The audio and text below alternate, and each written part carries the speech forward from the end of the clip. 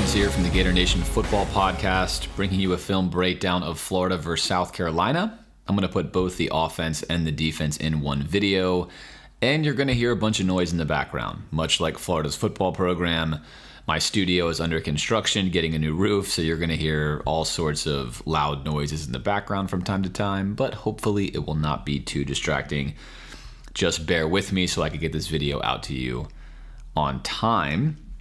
As always, if you like the content, subscribe to this channel, follow us on social media, consider dropping us a dono, where you can support our efforts to bring you this type of content, and check out the podcast each and every Monday, where we bring you in-depth analysis on the Florida Gators. Of course, this week we spent a lot of time talking about whether or not Florida should retain Dan Mullen, how we felt about the Grantham firing, the Hevesy firing, C-Rob being promoted to calling the plays on defense. If you want to hear all those thoughts, again, check out the podcast. For now, let's walk through some of these plays. This will be a much shorter video than what I've done in the past. I don't think many of you really want to relive a lot of the poor football that was put on film in this one, so I'm just going to give you the lowlights, the lowest lowlights, along with a couple of highlights to kind of show you what South Carolina did to Florida effectively, both offensively and defensively in this game, without showing you all the things I've already shown you on this channel time and time again. All right, let's dive into it. First, we have a kickoff. No analysis here. This was really the beginning of the end for Florida, and potentially the beginning of the end for Dan Mullen. Of course, you could argue that beginning started much earlier, but this, I think, was the game that really signified a significant change in most Florida fans' minds and really around the country. The loss to Georgia was bad. The national media hopped all over that and began to ask questions about Dan Mullen and where he was going. But after this kind of loss to South Carolina, even further questions will be asked. And now I think Dan Mullen is entering a very critical month here in November with several games remaining, and obviously games he could potentially lose given the performance Florida put on film in this one. Second play of the game for Florida, I always like to show you the very early downs in football games. You can see how teams want to defend you, and South Carolina is going to be very clear with Florida that they're going to stop the run. Loading up the box, watch the safety here on the snap. He is really playing run. All eyes on the backfield here. We're going to make sure there are 8 players in the box for South Carolina. And really, we're going to see if Emory Jones can pass. Now, Florida had curiously not done a lot of RPO plays this season. You would imagine with their rushing attack, they would have done a lot more. They loaded up for them in this game. They were successful early, and that success went away later on, largely because of the simplicity of the design, and also because Emory Jones really wasn't reading anything post-snap. You're going to see some open players I will show you. But here's a nice example of how South Carolina is really selling out for the run. This is their free safety. He is not playing pass at all. They're essentially in a cover zero, playing man. Emory Jones is going to open up right from the start here, and he's only looking to go here with a slant route. Really one of the best RPO routes. It's safe, it's easy. You're going to get to see the jersey of your intended target here in shorter. This is a nice ball, a little high, but I'd rather see Emory throwing his receiver out in front than obviously behind or at the chest stopping him here. He gives him those extra yards, gets an extra 4 or 5 yards with good ball placement. That's a nice start for Florida on 2nd and 10. Nice understanding that if a team is going to load the box like this, it's going to be difficult to run. South Carolina is a much better passing defense than running defense, and therefore they loaded the box. Florida, of course, would have expected this. We're not going to talk too much on this film review of whether Florida should have tried to run the ball more, even forcing the issue, given South Carolina's struggles against the run. But I liked the game plan from South Carolina. It makes a lot of sense, but essentially with Emory Jones at quarterback, make him make consistent throws against you, force Florida to have to pass the football to beat you. And of course, Florida, although passing for a decent amount of yards, just could never get their running game going. And that really, really hampered the offense. 2nd and 5 now. Florida again going to try the same RPO play. Again, South Carolina loading up the box here. Florida in a bunch set with Kyle Trask. Obviously, this is a much more threatening passing set. You would never see teams do something like this, but in this case, you're going to see another 8-man box from Carolina with a free safety. Also playing both run and pass very close to the line of scrimmage. And Emory Jones is going to make his fake here, and he's not even going to look anywhere else. He just wants the slant when he really should be looking at shorter. Take a look at shorter coming off your screen here. This is shorter. This is the furthest boundary defender who's bailing with eyes on the inside. if you look here, all Emory has to do is open up on the RPO and see that this is not a great place to throw it. He's going to make a nice throw here, but this is not a great place to throw this football. One quick scan here, and he'd have something great. That'd be a big play and a simple gain. It would also cause South Carolina, if you start hitting a lot of passes like this, it's going to open up the defense because you're threatening them in the non-obvious areas. At least you're not playing into where they think you're going to throw the football, and you're leading to easy gains. Florida was not able to do that. Instead, they're electing to throw passes like this one, which this is a good pass. This should be caught by Copeland. I want to note this. He should have caught this football. Ball that needs to be caught here, but this is obviously not a pass you're going to be completing 7, 8, 9 times out of 10, whereas the pass down here to Shorter, you're going to complete this hopefully 100 times out of 100, and it's going to be a 15, 20, 30-yard gain that's going to wind up telling the defense, hey, if you're going to play this way, I'm going to expose you with high percentage throws. Even if Florida completes this, if you're a South Carolina defensive coordinator, you feel good about this. This is what you want to see. You're feeling good about it, and you will keep doing it. So again, Florida not able to take advantage of the loaded box that South Carolina gave them. We'll flip over to the defensive side of the ball now, and we'll show you the flea flicker essentially run by South Carolina on the first play. Florida actually defends this perfectly, but as we've seen Florida do from time to time, there's good pressure from Valentino right there, excellent pressure, and you're going to see this completion. So on your TV screen, that's all you're really going to see right here at the end. You don't know how this happened. How did exactly he get open? Well, I'm going to show you how it happened. You can almost see it here. This is going to be the key, right? You can see it here, what's happening. Marshall, and you're going to see it better in a second, Marshall should not be running and worrying about this part of the field because he's got Torrance there. He's going to overrun this and allow himself to get cut back on the out route. We'll show you what he should have done right now. All right, here's a look at Marshall. This is going to be, again, the first play in the flea flicker here. Move to the inside. Right now, everything is perfect. We have a bracket. This is what you want. You want to keep the receiver in between you and the free safety if you're the corner. He's dropping back. He's responsible for this part of the field. Everything here is perfectly fine. This is exactly what you want. Now, at this point in time, if you're Marshall, again, your job, the details, and he's a freshman, but still the details of this are quite simple. I just need to make sure that I'm taking away this part and Torrance has the middle. We keep him in between us. I do not need to overrun a post route or a go route. I just stay on this side, effectively bracketing him, but instead he begins to run the top of the route for him, a little bit overzealous, and that causes him now to give up the out route. And now he has to turn around. We lose contact. We have a throw window, even though Valentino's right in his face. We have a throw window, and that's going to be a complete pass. So good defense is always in the details. Of course, Florida has struggled with this mightily. If we have better coaching here or better execution, of course, with Florida, I think coaching has a lot to do with it because you see this stuff on film so frequently, it's hard to believe the players just keep getting this wrong. But if you're getting your stuff done in practice, your players should know, your corners should know, in this type of coverage, your free safety has the middle. We're playing a cover 3. We have this totally taken care of. Make sure you stay to the outside. Your job is to stay to the outside of this receiver. And if that happens, this could either be an interception here early on or it's going to be a sack. And again, that is the difference from winning and losing in football. This is going to wind up being a 20 or 30-yard completion here. And instead, it really should have just been either a sack, which would have brought up second and a mile to start the game for South Carolina. Instead, they get a nice completion and some momentum to open the game. Florida back on offense after South Carolina got a stop. Of course, they're not going to change their defense. They're going to play very aggressive still against the run.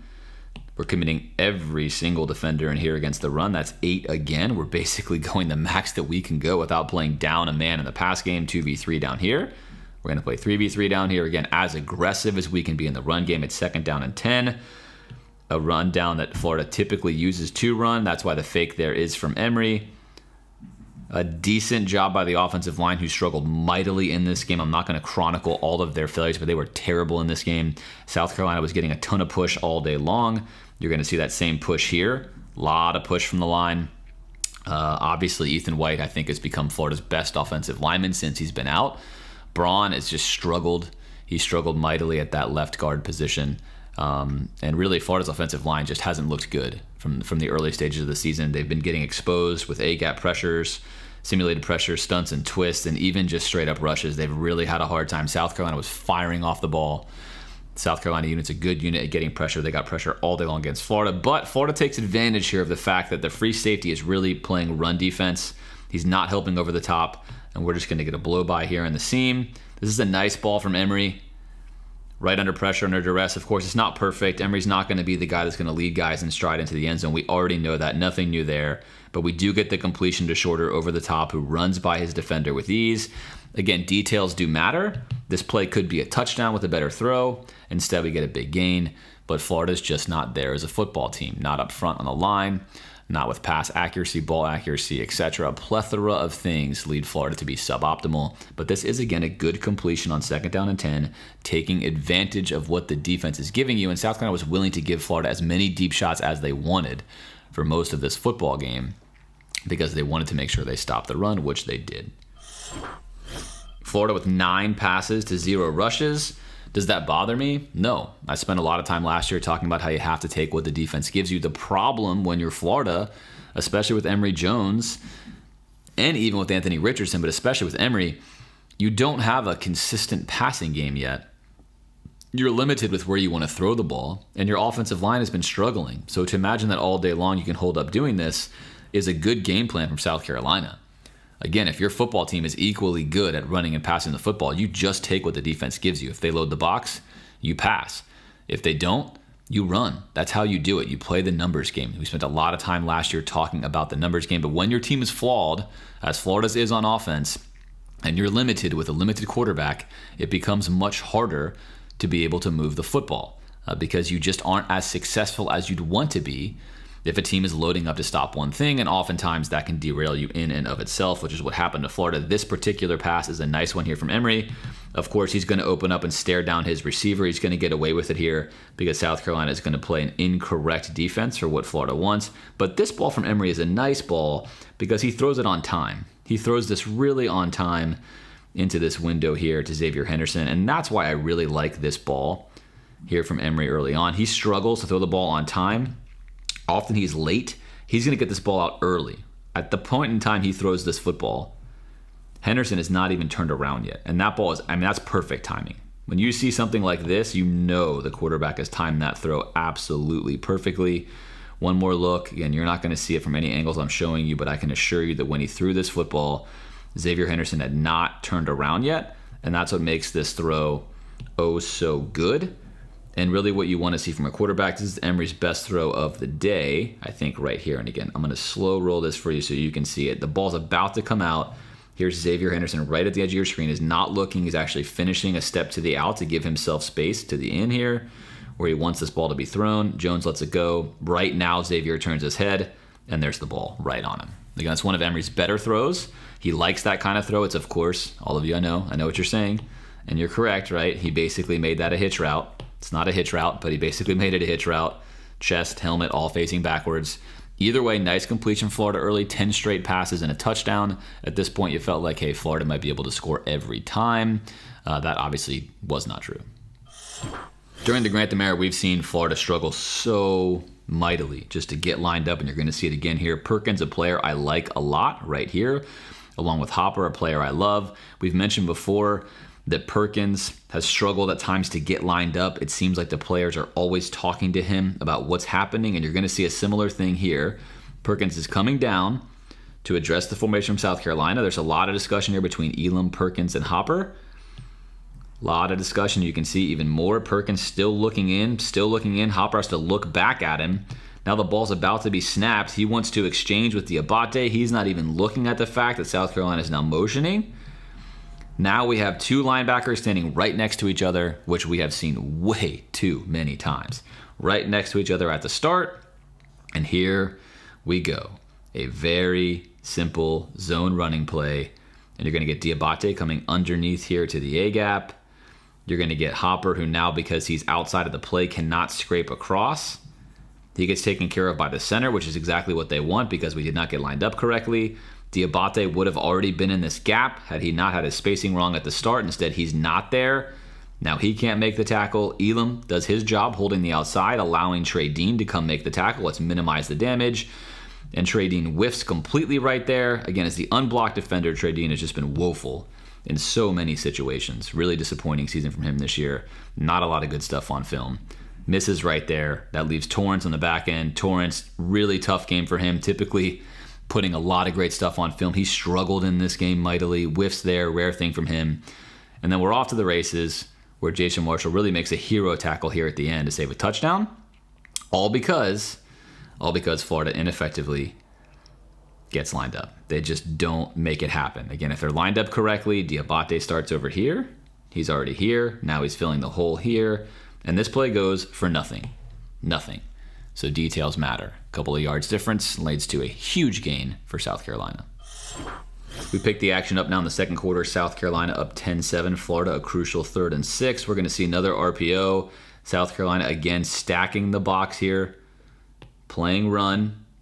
Everyone's looking run. Look, safety's going to stay flat-footed. I'm going to come help here on 3rd and 6. I want to make sure we're good. Florida hits him with a good play. Take a look at Shorter. Easy pitch and catch. This is going to either be a touchdown or a first down, but Emory really only wants to throw this slant route again that he's already tried to throw earlier to Copeland. Same exact coverage, same look. Again, one more time, take a look here. Early to Shorter. Easy completion, probably a touchdown. We're going to try to squeeze this into Copeland. Corner undercuts this, recognizing they've run this play before. I'm going to make this window as small as possible. And there isn't really no place to go for this with that kind of throw. If Emory wants to make this throw, this ball needs to go over the top. But he's committed to throwing a line drive. No chance for Copeland to catch this football. Again, if he wants to make that throw, it's got to go over the top. And the reason he can throw the ball to this area is because the safety is consistently helping in the run game. They are not helping over top. Emory elects the wrong type of pass for that. He also chooses not to make a read. And that causes Florida to not be able to convert on 3rd and 6. South Carolina with a football. I haven't showed you a counter play yet, but don't worry, it's time. We're going to motion the H back in here. We're going to run counter Trey. It's going to be counter Trey. Don't worry, it's coming. We're just running a motion, not a GT counter, but counter Trey. Here it is. There's your counter step, which you just took. One more time in case you missed it. He's coming in, and now we're coming to the outside, right? Pull our guard across, get a little motion from the H back. Here comes Hopper. Everything here is wrong. I'll walk you through in a second. But Torrance, typically, this is where Torrance had been saving Florida all season long. Torrance takes an inside angle. He's not going to be able to get there. I have to think Torrance is probably heavily affected by the flu, if anybody was, because he's been so consistent on film. And for him to do something like this, take this kind of angle, shallow it, get stiff arm to the ground, we're off to the races right here. Huge play with Hopper making the tackle. Again, these are basic run plays. This is not designed to be a home run, but what goes wrong here for Florida? One, we have no edge set. This is not a good edge set, right? We're turned, we're locked in. Now Hopper needs to set the edge here. We still have no edge on our defense. He does set the edge. He pushes this. Take a look at Hopper. He does hold an edge here. The running back now has to go here, right? He loses his direct path. He loses his two-way hole. He's not able to run here and here like he wants to. So Hopper rescues the play, set the edge, rescue the play. Here we go. Set the edge, rescue the play. Here it is, right? Now we're in good shape here. This is where you have to have a tackle from your safety. And of course, if you have one, it's a 1-yard gain. Instead, it goes for a big gain. Same action that's killed Florida all year long. Whether it's an H-back or a tackle and a guard in combination, any kind of counter blocking play has really affected Florida. It affected them in this game as well. Crucial 3rd and 8 for South Carolina, one of the worst teams on 3rd down in the SEC. They were terrible on 3rd down in this game. We're going to get a classic corner blitz. This is the right time, by the way, to execute a corner blitz if they're tight to the line like this.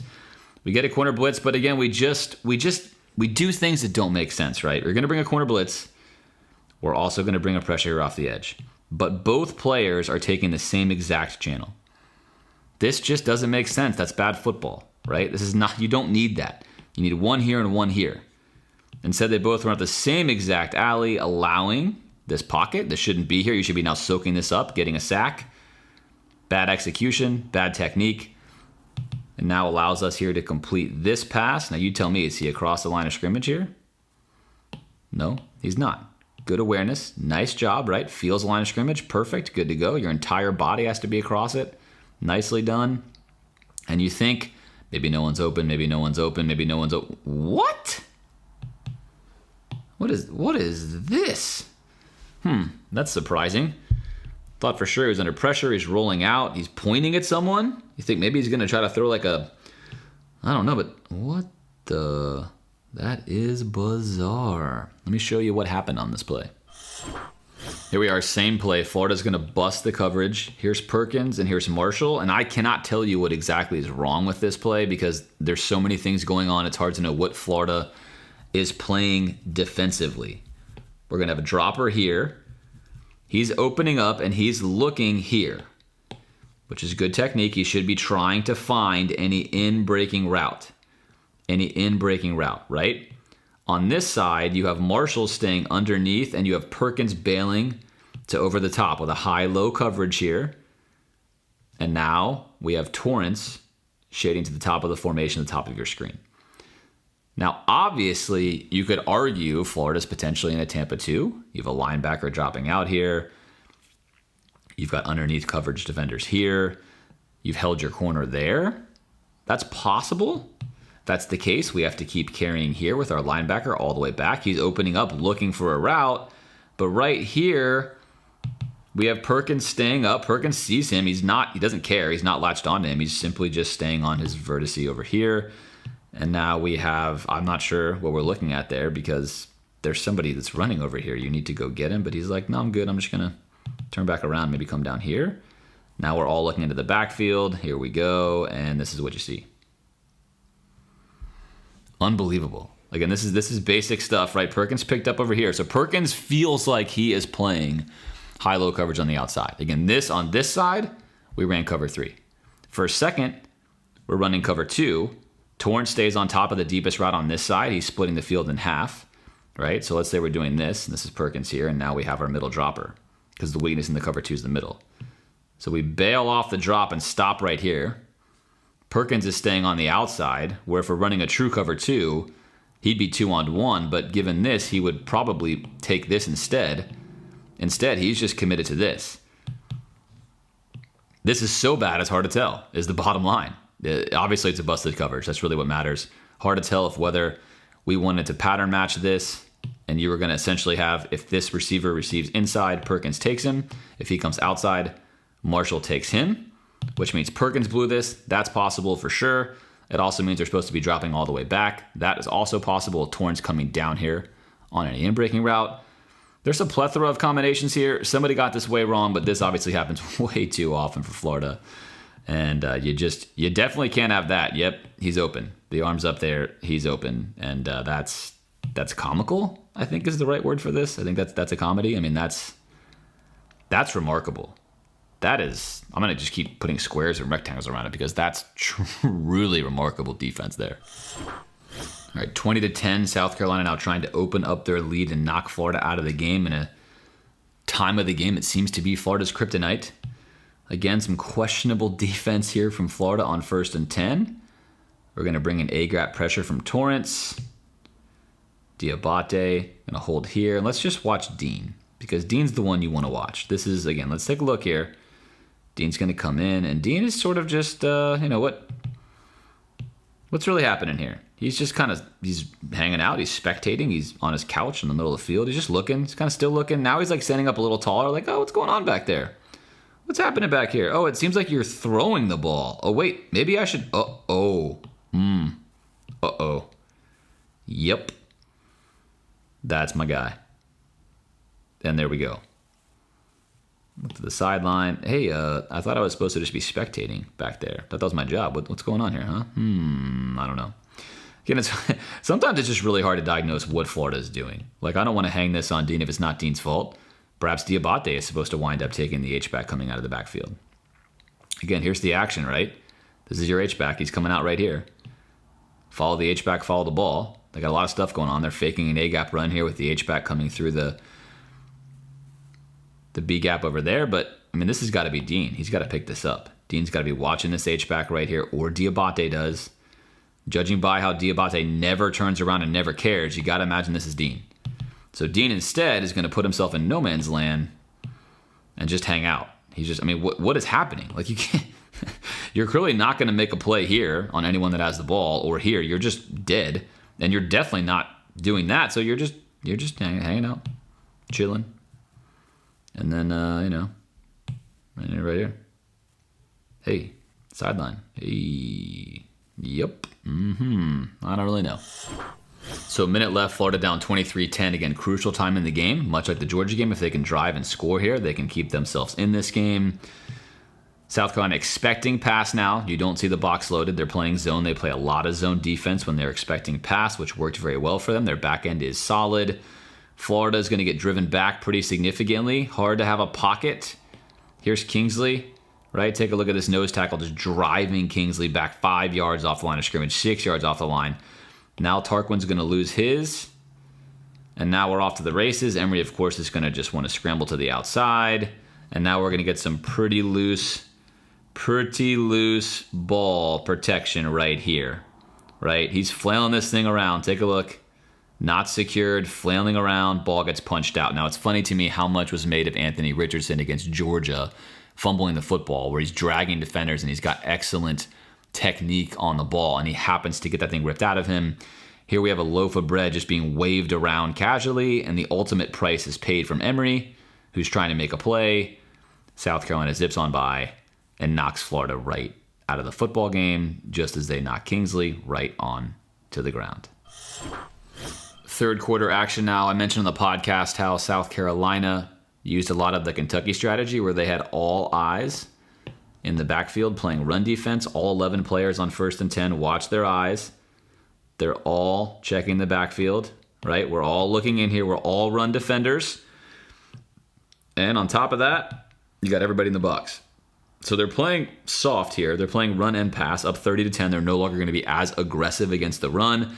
But the counter to that is to make sure that you're going to have your too high shell here able to fly down, which they're going to do, and seal this up. Now, he's going to get here and take this away, but this play is made earlier than that. South Carolina, again, great job here. Take a look. We're going to shoot the B gap, shoot right through there, blow this play up here before it even starts. No great place to go. We lose a two-way. We're going to do the right thing, holding the edge. You rarely see Florida do this. You'll see Florida just keep on running up the field like every single play is a pass. Reads run. He's going to then get himself free up the field to come make the tackle.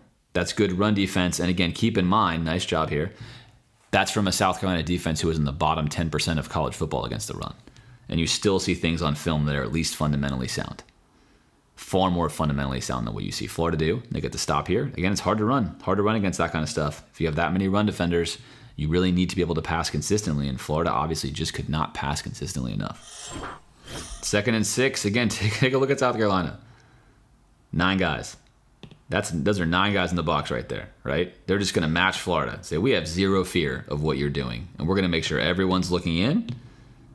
Snap, you get a bail here, but he's going to be looking in, and he's ready to explode down. He's going to stay home. He's going to stay flat. There's your handoff. And immediately, again, take a look at how South Carolina handles this. Set the edge here. Perfect. Head up. Don't just engage. Don't just come flying in here early on so Pierce can kick to the outside. Hold the edge. You must set the edge as the defender. That's your job. Do your job. Recognize this is not for you to make a play, but it is for you to hold the edge. Check. Done. Excellent work.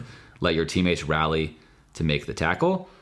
Let's watch what the linebacker does here. He's going to scrape across the formation. Look at him. He's scraping. He's not engaged yet. He's scraping. He gets into the hole.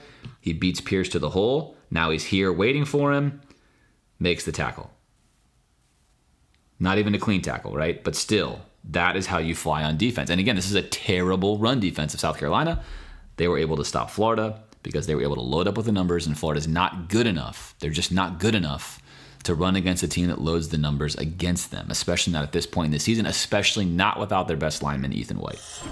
3rd and 2 now. So one of the problems with being a Dan Mullen spread running football team, or any spread running football team, if you cannot go under center, which Florida went under center a couple of times, is if teams are playing the numbers against you, it's not easy at times. It's not easy at times to get the gaps you want.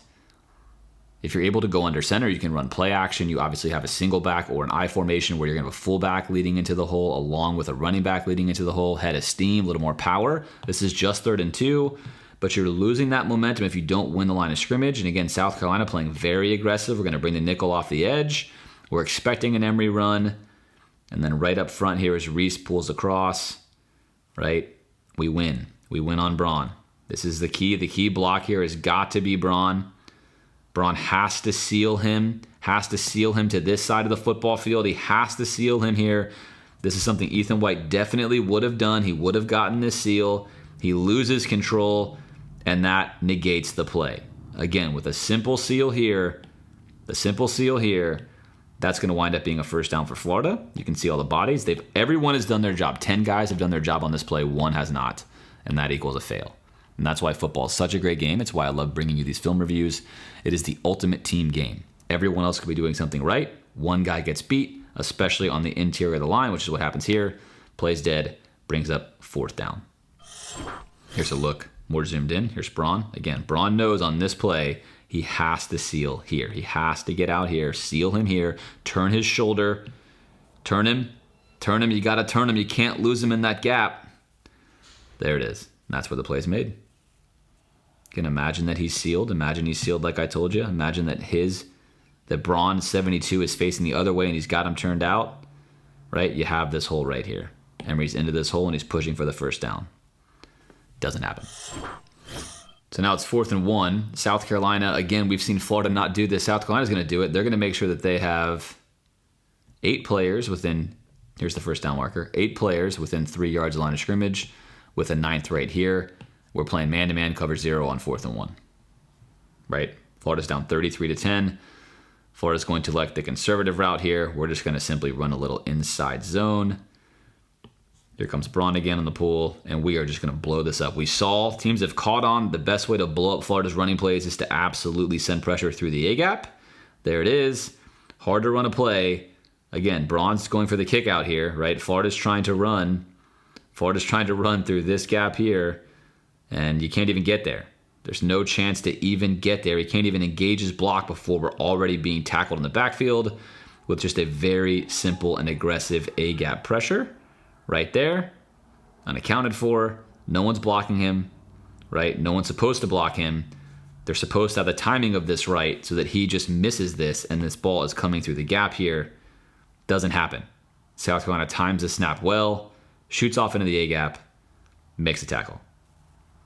And they're fired up, rightfully so. So again, if you cannot execute the basics, the very basics of football, blocking, tackling, timing, if you cannot take advantage of teams playing so aggressive against you in the run game, you're going to have problems.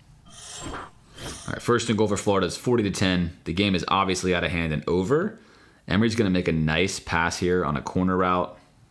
Really, really nice corner route here. He is going to do the typical Emory Jones thing, which is to fade backwards. Again, he's got a clean pocket here, which is somewhat miraculous, but he's going to just keep moving backwards. Really poor footwork, and this is absolutely horrible. Scale of 1 to 10, it's a 0. Really, really poor. For a guy who's played so long, it still amazes me that he's able to be this poor with his mechanics. He's fading away. He's opening up on his platform. He's not driving down on the throw. Really poor stuff, yet the result is an excellent throw. That's an absolutely excellent throw.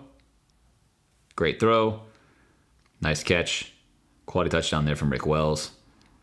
And again, great ball, but obviously, like we've seen with Emory or any quarterback, when you're watching film on any quarterback, if you continue to see poor fundamentals like this, and you're not Aaron Rodgers, right, or someone who's mastered the game and is able to throw from any platform, obviously Aaron does this kind of stuff a lot, but if that's not you, and you haven't reached an all-pro level in the NFL, you got to reconsider your fundamentals. That stuff's going to affect you. But that is a great ball.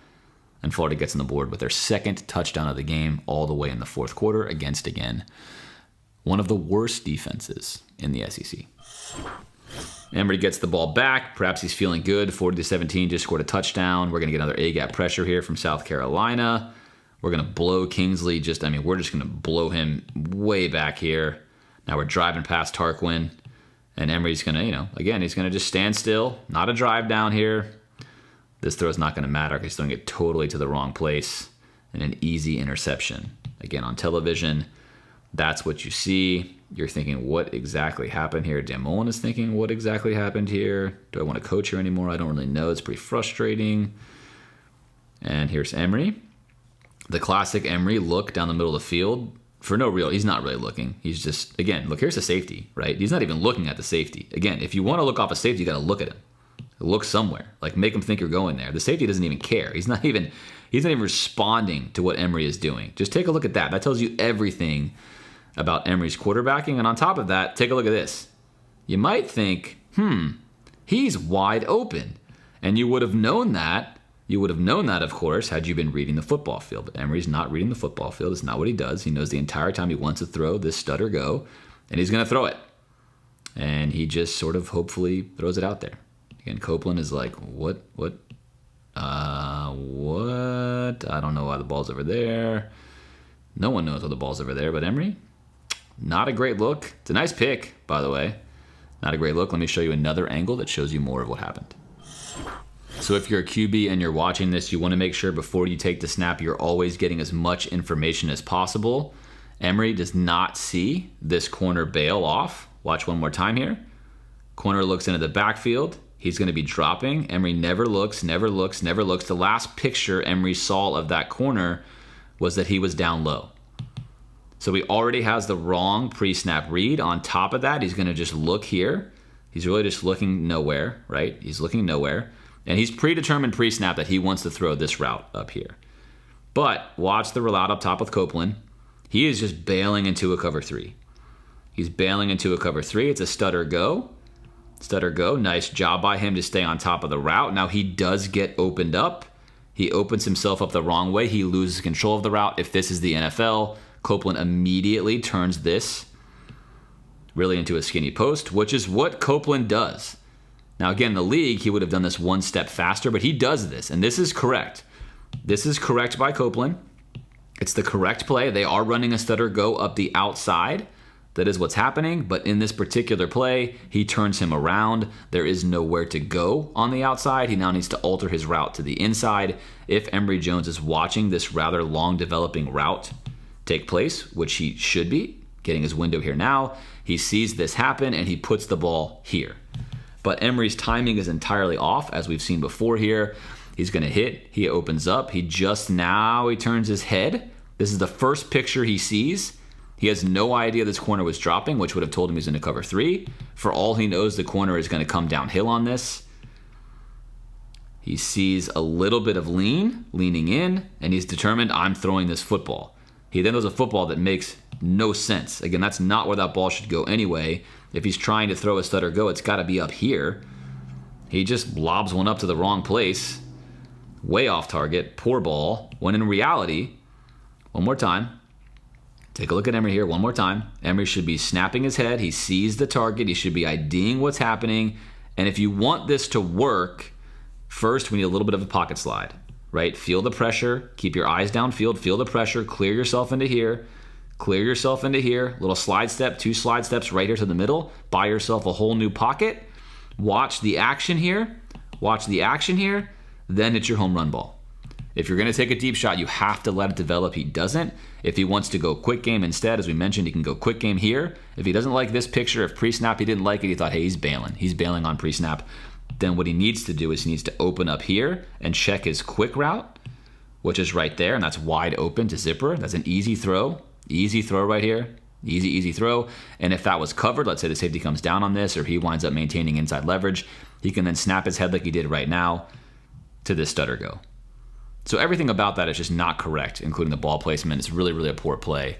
And obviously Florida pays the price for it in a game that was already over. But it's a good look, especially if you're a quarterback and you watch these film breakdowns or you like quarterbacking. It's a good look at what quarterbacking should and should not be.